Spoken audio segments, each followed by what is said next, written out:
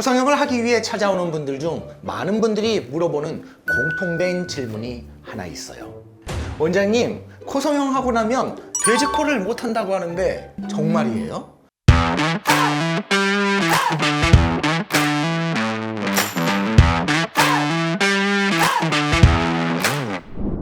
안녕하세요. 신들의 세계 셀럽 성형연구소 정 박사입니다. 저는 최대한 자연스럽게 해서 주변 사람들이 저 코성형한 거 모르게 하고 싶은데 방법이 없나요?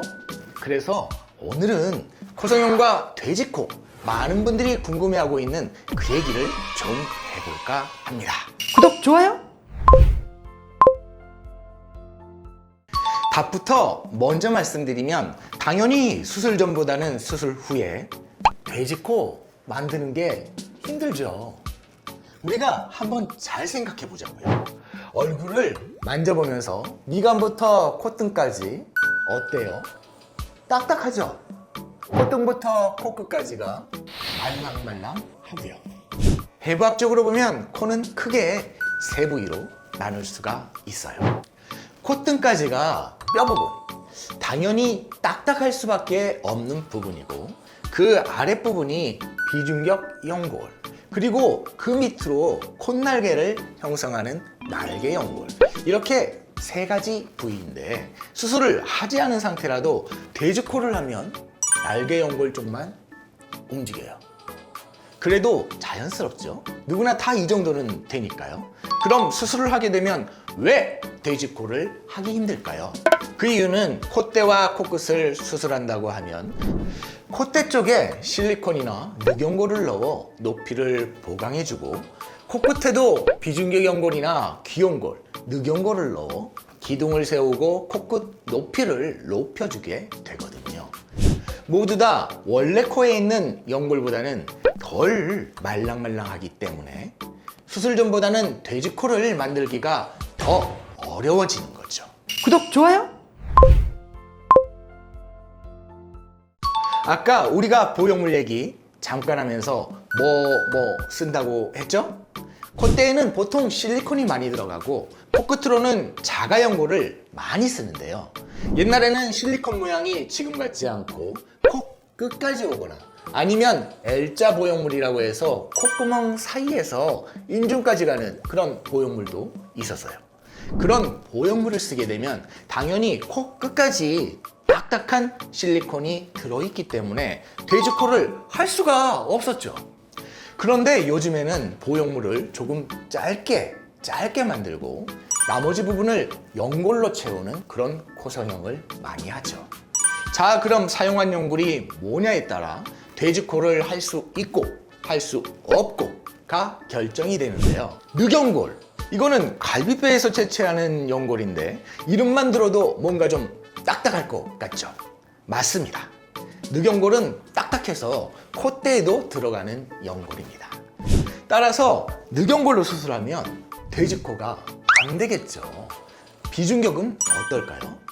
아까 코가 세 부위로 나뉜다고 했는데 날개 연골보다 딱딱한 게 비중격 연골이에요. 억지로 하면야 할 수 있겠지만 비중격 연골을 넣었을 때도 돼지코를 하기 어렵다고 봐야죠. 마지막으로 귀연골, 이게 쓸 수 있는 보형물 중에서는 가장 말랑말랑하다고 할 수 있지만 그래도 원래 내 코에 있는 연골보다는 딱딱해요.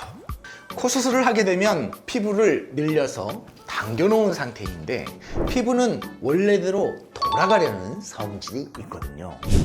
물렁물렁한 걸 넣어놓으면 코가 어떻게 되겠어요? 당연하죠. 모양이 무너지겠죠.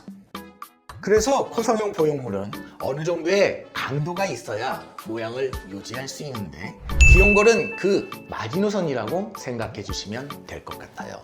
보형물 중에 귀연골로 수술했을 때만 어느 정도의 돼지코가 가능하다, 그렇게 설명을 드리고 싶네요. 구독, 좋아요! 제가 왜 이렇게 말씀드리냐 하면 누구나 귀가 있고 거기서 연골을 채취해서 수술할 수 있으면 다 되는 거예요. 어떤 보형물을 쓰느냐에 따라서 돼지코가 될 수도 있고 안 될 수도 있다는 거예요. 그런데 제가 질문에 답변을 드리면서 여러분께 반대로 한번 여쭤보고 싶은데요. 내가 최선의 보형물로 예쁜 코를 만드는 게 중요한가요?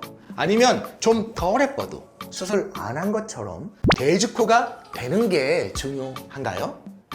수술하는 목적이 예뻐지고 좀 더 코 모양을 개선하려고 하는 건데 후자인 돼지코 되는 게 중요하다고 한다면 굳이 수술하지 않아도 되는 거 아닌가요?